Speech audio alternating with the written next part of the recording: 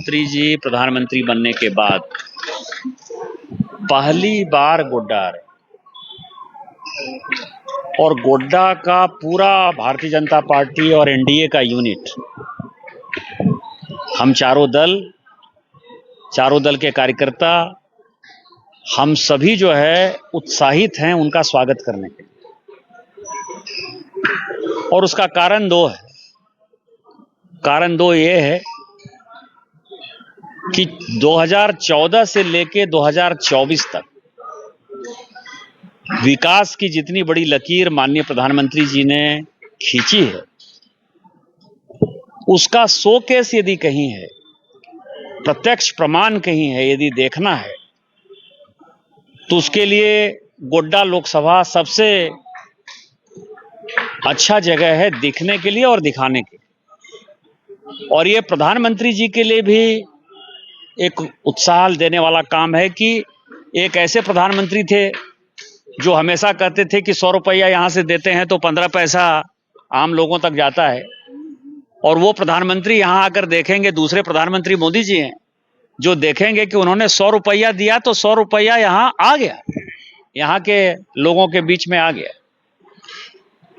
चाहे वो एम्स हो, चाहे एयरपोर्ट हो, चाहे गोड्डा का रेल हो, चाहे पावर प्लांट हो, चाहे सीमेंट प्लांट हो, चाहे वो प्लास्टिक पार्क हो, चाहे फर्टिलाइजर प्लांट हो, चाहे इंजीनियरिंग कॉलेज हो, चाहे पॉलिटेक्निक कॉलेज हो। सामने ही पॉलिटेक्निक कॉलेज दिखाई देता है, नर्स ट्रेनिंग कॉलेज दिखाई देता है, आईटीआई दिखाई देता है। जितनी चीजें आप देख रहे हैं इस वेन्यू के ही आसपास, तो आपको दिखाई देगा कि भारत सरकार ने आम लोगों को उठाने के लिए, उनके जीवन स्तर को उठाने के लिए कितना बड़ा काम किया है। दूसरा जिला साहबगंज है, वहीं आप देखेंगे गंगा पर पुल हो, बंदरगाह हो, 19 करोड़ साल पुराना फॉसिल था जिसको कि पत्थर माफिया खा रहा था, तो उस तरह के फॉसिल पार्क हो, मेगा क्लस्टर हो, भगैया का मेगा क्लस्टर हो। तो जितने प्रकार के काम हो सकते हैं भारत सरकार के, वो यहाँ हैं। तो वो खुद से अपनी आंखों से देखेंगे, और हम कार्यकर्ताओं का जो मनोबल बढ़ा है, जीवन स्तर बढ़ा है यहाँ के गोड्डा लोकसभा के लोगों का, तो हमारे लिए मौका है। दूसरा, जो माननीय प्रधानमंत्री जी जिन चीजों को लगातार अपनी चिंता व्यक्त कर रहे हैं, वो चिंता क्या है? वो चिंता ये है कि जो वर्तमान सरकार है, ये वर्तमान सरकार भ्रष्टाचार में आकंठ डूबी हुई है। और इसका सबसे बड़ा केंद्र बिंदु कौन है? तो यही गोड्डा है, क्योंकि झारखंड सरकार के जो मुखिया हैं हेमंत सोरेन जी, वो इसी गोड्डा के विधायक हैं। तो गोड्डा में माननीय प्रधानमंत्री जी आ रहे हैं, भ्रष्टाचार का केंद्र बिंदु जो है हेमंत सोरेन जी हैं, उसके मुखिया हैं, इसी गोड्डा के विधायक हैं। आधा सुंदर पहाड़ी जो है उनका विधानसभा आपको पता है कि गोड्डा में है, बताने की आवश्यकता नहीं है आप लोगों को। तो उन्होंने किस तरह से जंगल लूटा, जमीन लूटा, कैसे जमीन पर कब्जा किया, कैसे उन्होंने पत्थर माफिया के साथ जो है बांग्लादेश चिप्स को भेजने का काम किया। और यदि अभी देखेंगे तो कल परसों जो उनके आप सचिव के यहाँ रेड हुआ है कि कैसे दुबई की कंपनी बनती है जिसका आरबीआई से भी परमिशन नहीं है, जिसका इनकम टैक्स में भी जिक्र नहीं है, और उसके साथ दुबई की कंपनी बन गई। मतलब तो भ्रष्टाचार जो एक बड़ा मुद्दा है, उसको भी देखने आएंगे वो कि कैसा मुख्यमंत्री है जो अपने क्षेत्र में लोगों को पीने का पानी भी मुहैया नहीं करा पा रहा है। पिछले साल 15 नवंबर को प्रधानमंत्री जी ने जनजाति गौरव दिवस पर, 15 नवंबर को भगवान बिरसा मुंडा जी के जन्मदिन पर, आपको पता है कि जनजाति गौरव दिवस में उन्होंने प्रधानमंत्री जनमन कार्यक्रम स्टार्ट किया। प्रधानमंत्री जनमन कार्यक्रम में जो पीवीटीजी है, प्राइमेटिव ट्राइबल ग्रुप है, पहाड़िया, आप देखिए उनको किसी को मकान नहीं है, जाने के लिए रास्ता नहीं है। दूसरा, वो ऐसा इलाका है जहां आज भी मलेरिया, डेंगू, वायरस, इस तरह की चीजें दिखाई देती हैं, स्वास्थ्य की कोई सुविधा नहीं है। तो एक वो मुख्यमंत्री है, उसको दिखाने की बात होगी। दूसरा जो सवाल है अभी कि बांग्लादेशी घुसपैठिया, तो बांग्लादेशी घुसपैठिया इसी संथाल परना को जो है परेशान कर रहा है, इसी साहबगंज जिले को, इसी पाकुड़ जिले को, इसी गोड्डा को, इसी जामताड़ा को, इसी दुमका को। तो दूसरा जो मुद्दा है कि बांग्लादेशी घुसपैठियों ने किस तरह से आदिवासियों का पॉपुलेशन 45% से 28% कर दिया, मुसलमानों का पॉपुलेशन 9% से 24% हो गया, वो भी एक सवाल है कि आदिवासियों की संख्या को कैसे बढ़ाया जाए, संथाल प्रणा को कैसे बांग्लादेशी घुसपैठियों से मुक्त किया जाए, जिसके लिए हमेशा माननीय प्रधानमंत्री जी चिंता व्यक्त करते हैं। तो उसका भी जो केंद्र बिंदु है वो केंद्र बिंदु यही है। तीसरा, आप समझिए कि वो हमेशा कहते रहे कि कांग्रेस खाती भी है और खिलाती भी है। उसमें आलमगीर आलम के नौकर के यहां जो पैसा मिला, तो कांग्रेस का जो एक बड़ा तबका है जो खाते और खिलाने में विश्वास रख रहा है, और माननीय प्रधानमंत्री जी कहते हैं कि न खाएंगे न खाने देंगे, उसका भी एक केंद्र बिंदु है कि आज भी नौकर के यहां 35 करोड़ 40 करोड़ रुपया पकड़ा जाए। इससे बड़ी बात क्या हो सकती है। और कांग्रेस का जो दोहरा चेहरा है कि वो जिस तरह से पाकिस्तान का बंटवारा किया उसने, भारत और पाकिस्तान 1947 में बना, आज जो है वही सिचुएशन संथाल परगना का है कि यदि संथाल परगना के लोग नहीं चेते तो वोट बैंक की पॉलिटिक्स में पूरे देश भर में मुसलमानों को एपीजमेंट करने के लिए, क्योंकि झारखंड मुक्ति मोर्चा तो रीजनल पार्टी है, और यह स्थिति पैदा क्यों हुई। 2004 में पहली बार झारखंड मुक्ति मोर्चा हमेशा कांग्रेस से लड़ती थी, लेकिन कांग्रेस ने उसके साथ हाथ मिलाया। उस वक्त लोगों को नहीं समझ में आया कि 2004 में फाइनली जेएमएम और कांग्रेस का समझौता क्यों हो रहा है। उसका नतीजा अब संथाल परगना में दिखाई दे रहा है कि जेएमएम को जो है एक आदिवासी पार्टी जो कि खिलाफ थी, उसको मुसलमानों को कैसे बसाना है, देश भर में मुस्लिम अपीजमेंट कैसे करना है, और संथाल परगना को अलग करके कैसे एक अलग ग्रेटर बांग्लादेश बनाना है, उसका आलमगीर सबसे बड़ा उदाहरण है। तो तीसरा जो चीज माननीय प्रधानमंत्री जी यहां देखने वाले हैं या बोलने वाले हैं या जो केंद्र बिंदु है यहां आने वाले हैं, इसलिए सौभाग्य। इसके बाद वो विद्यार्थियों के लिए हम लोग बोल रहे हैं कि किस तरह का घोटाला हुआ, सीजीएल का घोटाला हुआ। आज समझिए जेपीएससी में चेयरमैन नहीं है, स्टेट सर्विस कमीशन में चेयरमैन नहीं है। चेयरमैन नहीं है तो विद्यार्थियों का कैसे नौकरी होगा। तो नौकरी देने की बात बेमानी थी। अब उसमें जो एक बड़ा मुद्दा है और जो तिलमिलाहट मैं यहाँ के नेताओं को देख पा रहा हूं कि माननीय प्रधानमंत्री जी के आने के बाद जो तिलमिलाहट है, उसका कारण क्या है कि जेपीएससी घोटाला जो हुआ 2006-7 का जो घोटाला है, उसका जो केंद्र बिंदु है यही गोड्डा है। यही के राजनेता जो है उन्होंने विद्यार्थियों का समय खराब किया। एक ही परिवार के आदमी जो है 10-10 20-20 आदमी जो है, कोई वीडियो बना हुआ है, कोई सीओ बना हुआ है, यही के प्रोफेसर रहे, आपको पता है कि जेल भी गए, मैं नाम नहीं लेना चाहता, और वो सीबीआई में अभी भी केस खुला हुआ है।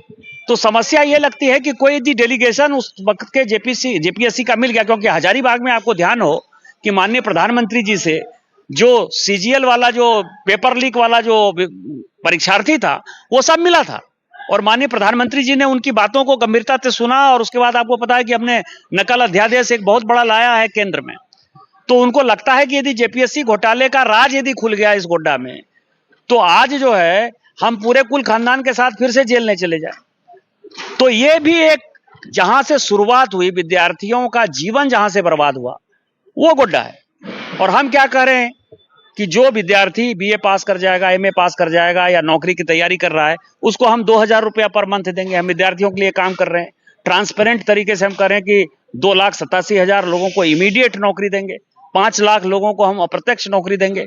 तो रोजगार जो एक बड़ा विषय है और उसका जो केंद्र बिंदु गोड्डा है, तो मुझे लगता है कि इससे बड़ा मौका हम भारतीय जनता पार्टी के कार्यकर्ता को नहीं मिलेगा कि हम जिनके कारण भारतीय जनता पार्टी केंद्र में लगातार तीसरी बार सरकार बनाई, जिनके कारण 2014 में पहली बार झारखंड में अस्थाई सरकार जो है भारतीय जनता पार्टी ने दिया, वो हमारा नेतृत्वकर्ता माननीय मोदी जी गोड्डा पहुंच रहे हैं। इन सारे चीजों को प्रत्यक्ष तौर पर देखेंगे, हम कार्यकर्ताओं का उत्साहवर्धन करेंगे और हम 2/3 बहुमत से सरकार बनाएंगे। जिंदाबाद। आने वाले समय में झारखंड में अगर भाजपा की सरकार बन रही है तो क्या उसके बाद भी केंद्र बिंदु गोड्डा ही होगा? अगर मगर नहीं है, सरकार बन ही रही है, मतलब अगर मगर कुछ नहीं है। लोगों को सोच होगा। मैं तो हमेशा से कहता हूं कि 22 तारीख तक जितने लोगों को जो काम करना है, जितना पैसा कमाना है, जितना करप्शन करना है, जितना लूट खसोट करना है, जितना टेंडर मैनेज करना है, जितने विद्यार्थियों का जीवन बर्बाद करना है, जितने बांग्लादेशी घुसपैठियों को बसाना है, वो सब बसा लें। 23 तारीख के बाद उनको मौका नहीं मिलेगा, और 23 तारीख के बाद वो सभी जेल जाने की स्थिति में होंगे। जहां तक गोड्डा का सवाल है, गोड्डा जैसा पिछड़ा जगह आज यदि इतना विकसित है तो गोड्डा का विकास माननीय प्रधानमंत्री जी की प्रायोरिटी है। ये एस्पिरेशनल डिस्ट्रिक्ट है और मैंने अभी कहा है एक दिन प्रेस कॉन्फ्रेंस में कि 10 जो मेडिकल कॉलेज खुलने वाला है उसमें से 10 मेडिकल कॉलेज में मैं आज आपको ये जरूर कह सकता हूं कि भारतीय जनता पार्टी के घोषणा पत्र में जो शामिल है कि 10 मेडिकल कॉलेज खोलेंगे, तो यहाँ पहला मेडिकल कॉलेज उस 10 में से एक कहीं यदि खुलेगा तो वो गोड्डा में खुलेगा।